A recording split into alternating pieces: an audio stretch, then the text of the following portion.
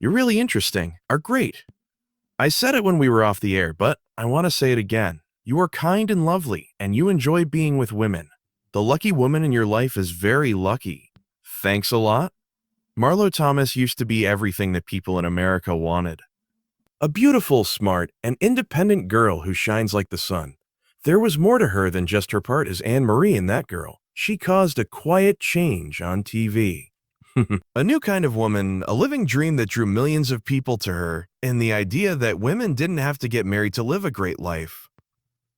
But now that she is 87, the picture of Marlo Thomas makes people talk, not because of her parts or her charitable work, but because of her face. Some people don't like the look of a face that used to represent an age.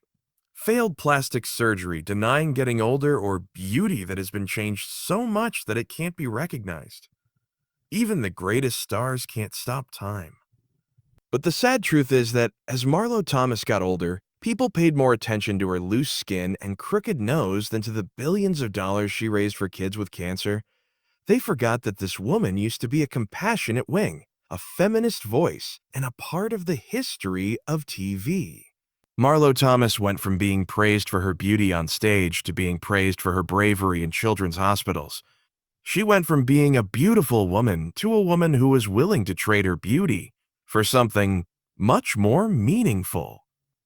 And maybe it's when the world stops looking at Marlo Thomas with the adoring eyes it used to, that they can finally see her true self, a symbol that doesn't need makeup or the spotlight to make us stop and think. Mary Louise Thomas, whose real name was Margaret Julia Thomas, was born on November 21, 1937, in Detroit, Michigan.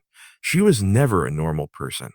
Danny Thomas, a famous comic who later started St. Jude Children's Research Hospital, was her father. Because both of her parents were artists. Marlo Thomas grew up in a home where there was laughter, applause, and silence that no one dared to name. Marlo Thomas had a different childhood than most kids. Her small heart held a huge amount of sadness. Even though she lived in Beverly Hills with some of Hollywood's biggest stars, everyone in America loved her father, but he was too busy to be with her.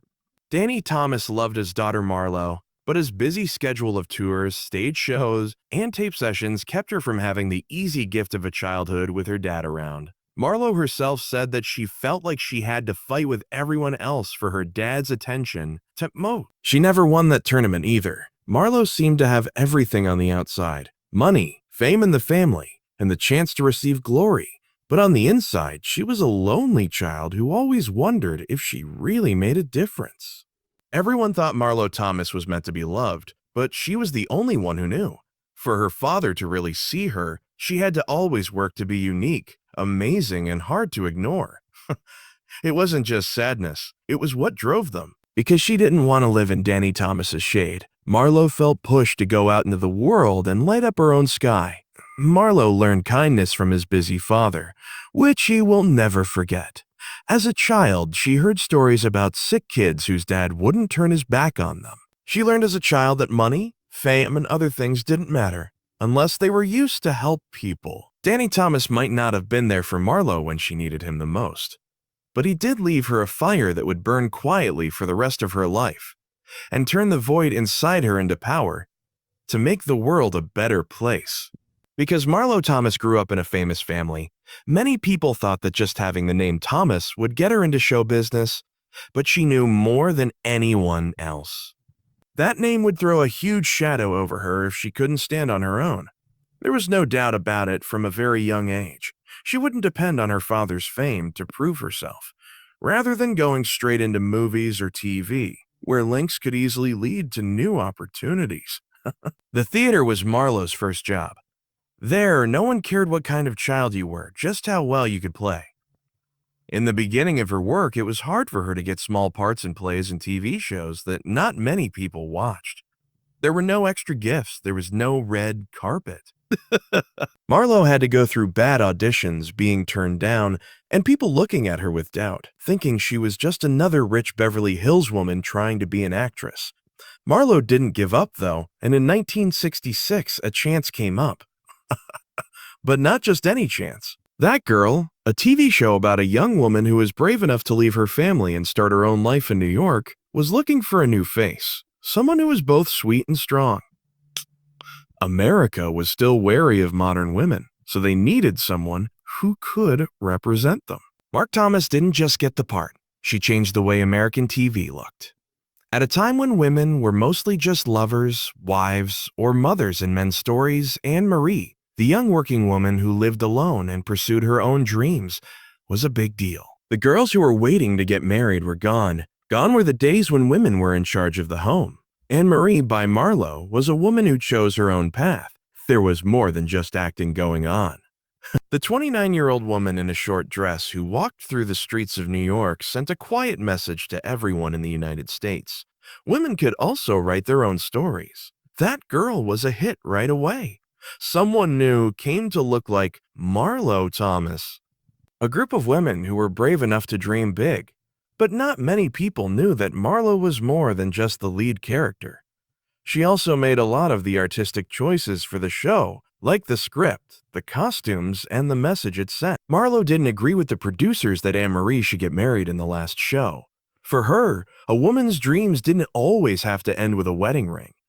That girl ended after 5 great seasons, but it wasn't because people no longer liked the show. It was because Marlo ended it. She knew that she would always be Anne Marie if she kept going. That wasn't enough for her. She wished to change into herself. When that girl ended in 1971, Marlo Thomas was in a tough spot. There was one way to keep enjoying Anne Marie's beauty. Like many stars of her time, she slowly fell out of sight. The other was to come out of the shadow she had cast and start over, even though it would mean taking chances and losing things. Like every other choice she had made in her life, Marlo didn't think twice about going down the second road, the one that didn't have a map already made. Her agents tried to get her to play cute girl parts, but she turned them all down. She knew that if she said the same thing over and over, people would remember it forever. That wasn't enough for Marlo. Not only did she want to be liked, but she also wanted to be seen as a real artist. And she started with projects that no one thought she would be good at. Free to Be You and Me is a set of books, albums, and a TV show for kids that promotes freedom, equal rights for men and women, and fighting against the stereotypes that kids are taught from a young age. It was risky for a star like Marlo Thomas to say in public that girls can be doctors and boys have the right to cry at a time when Americans were still hesitant to talk about feminism or children's rights. But she didn't give up. She was free to be. You and I became a concept that was taught in schools and talked about by parents. It changed the way a whole group of American kids saw themselves. Marlo did more than just work on school projects. She took on parts that had to be brave and emotional.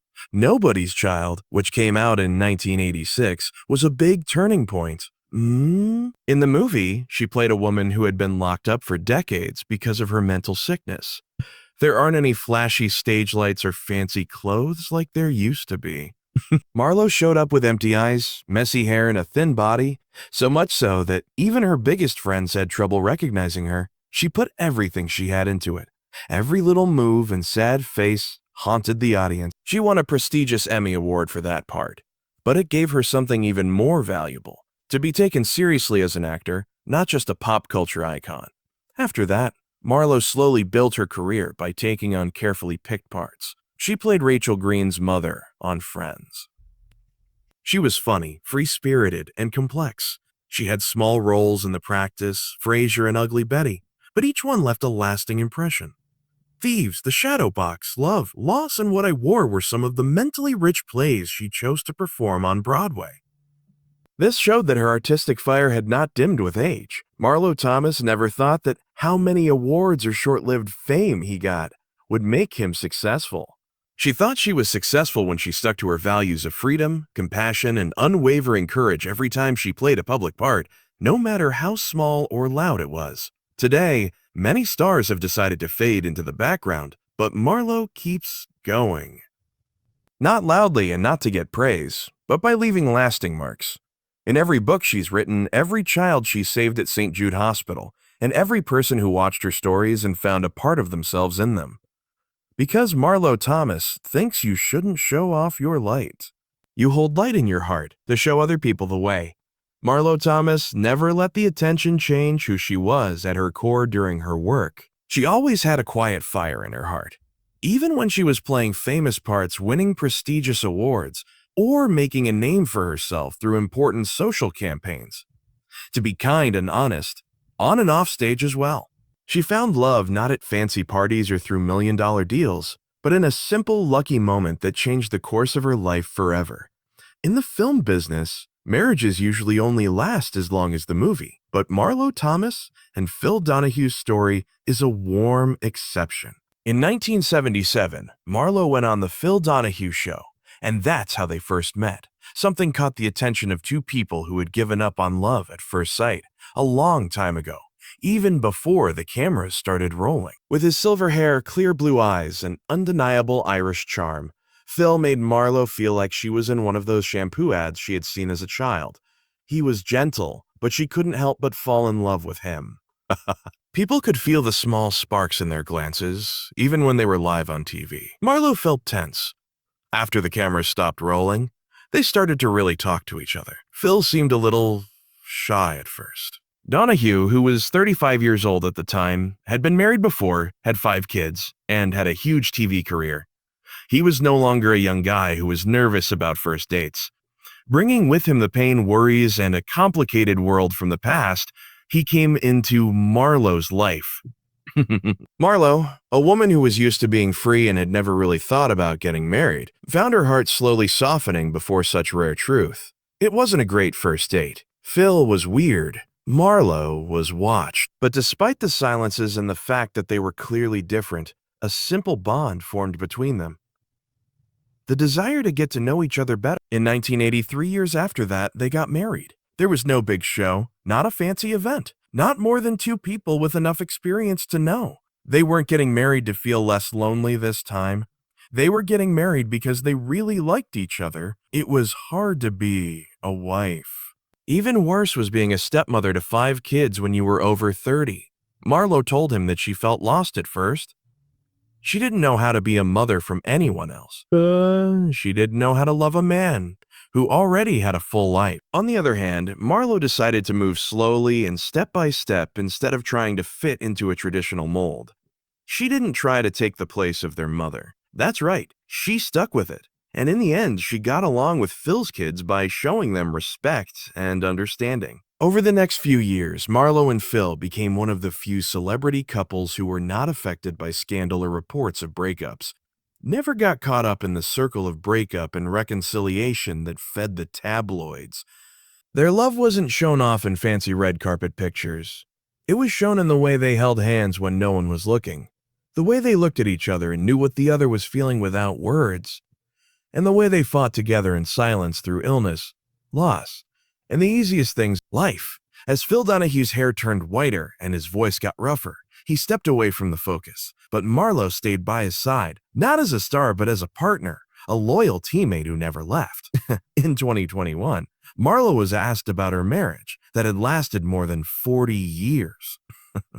She just smiled and said, "I don't think I changed because of Phil. I believe that our love showed me that giving up a little freedom to share your life with someone else is sometimes a better kind of freedom." And maybe the love story of Marlo Thomas and Phil Donahue is a quiet reminder of how things should be in Hollywood, where everything seems to have an end date. People who are free can choose to stay for life if there is enough love, respect, and understanding. If you dare to live your truth, life will always test you. Love gave Marlo Thomas a safe harbor. Marlo had to deal with things that the spotlight could never hide, even after she had reached the top of her job and built a strong family. There is the hardness of time, the pressures of society, and the hurtful demands of society for what they call eternal beauty. Marlo Thomas used to be one of the most famous people on American TV. She was a star and a role model for a generation of women who dared to dream. She had sparkling eyes, a smile as bright as the sun, a slim body, and a free-spirited air about her. But time, like a silent punishment, doesn't let anyone get away. As Marlo got older, she had to deal with the changes that came with getting older. Wrinkles started to show up on her face, and features that had been sharp were becoming less defined. The sad truth of getting older was reflected right on the face that people used to love. In Hollywood, where women's age is looked down upon 100 times more than men's, didn't feel sorry for her. Marlo, like many other stars, had plastic surgery because she felt like she had to keep up her looks. But what she got was not praise. On the other hand, pictures of Marlo at recent events